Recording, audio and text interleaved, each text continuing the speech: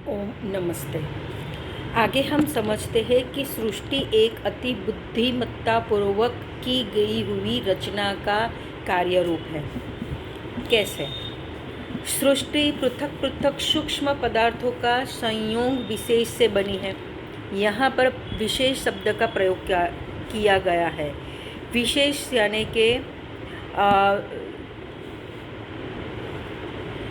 शब्द यह बतलाता है कि सृष्टि के विभिन्न पदार्थों सूक्ष्म अथवा स्थूल पदार्थ का निर्माण एक बुद्धिमत्ता पूर्वक संयोग से, रैंडम से नहीं, रैंडम कॉम्बिनेशन नहीं किया गया है, एकदम समझता पूर्वक कॉम्बिनेशन किया गया है, बल्कि ध्यान व पूर्वक युक्ति पूर्वक सम्यक संयोग से ही होता है। सृष्टि की रचना जो की है वो ज्ञानपूर्वक की है।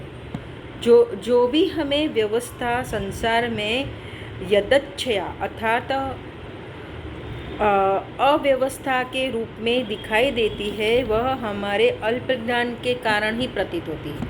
अगर कहीं पर भी हमें अव्यवस्था दिखाई दे रही है सृष्टि में तो वो हमारा अज्ञान है, जबकि उस अव्यवस्था के अंदर भी एक सुंदर उद्देश्यपूर्ण व्यवस्था छुपी हुई है जिसे हम अपने अल्प ज्ञान के कारण जान नहीं पा रहे हैं।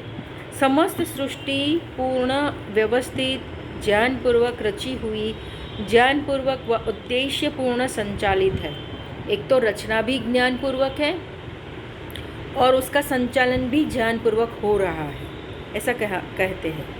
जो भी कुछ हमारे अनुभव में आता है अथवा नहीं भी आता है, कुछ ऐसी व्यवस्था है जो हम उसको अनुभव कर पाते हैं और कुछ ऐसी भी अवस्था है जिसको हम अनुभव नहीं कर पाते, कुछ देख पाते, कुछ नहीं भी देख पाते, कुछ जान पाते, कुछ नहीं भी जान पाते हैं।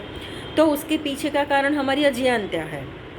यह अभी कुछ नियमबद्ध होकर कार्य करता व उत्पन्न भी उन्हीं नियमों के अनुकूल होता है। संसार में कोई भी प्रक्रिया बिना नियम के कार्य नहीं कर रही है।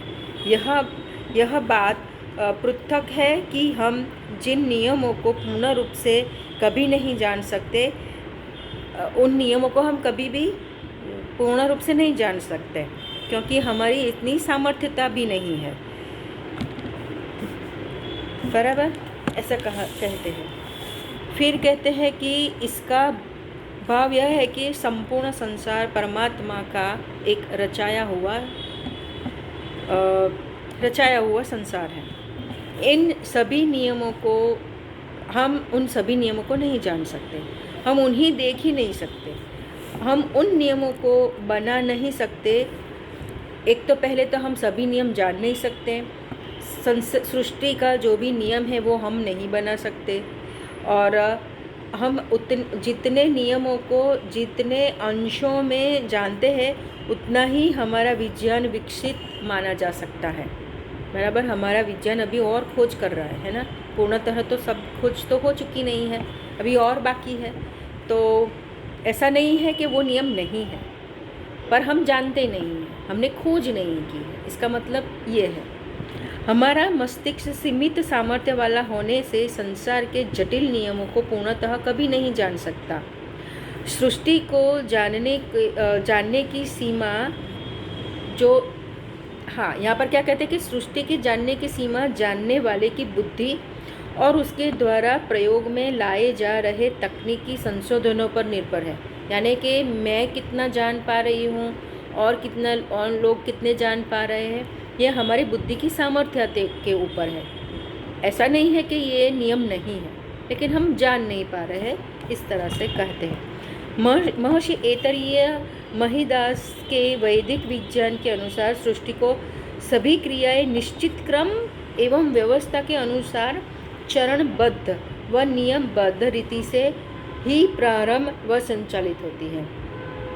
ऋषि जी कहते हैं कि यहाँ पर सब जो भी सृष्टि चलती है उसके पीछे सारी व्यवस्था है और क्रम अनुसार नियमबद्ध अनुसार ये सृष्टि चलती रहती है। ठीक है, आपके लिए आशा है आपको ये जानकारी अच्छी लगी होगी। आपके समय के लिए आपका धन्यवाद। आगे हम जानेंगे सृष्टि में कुछ भी अनिश्चित नहीं है। बराबर। ओम नमस्ते।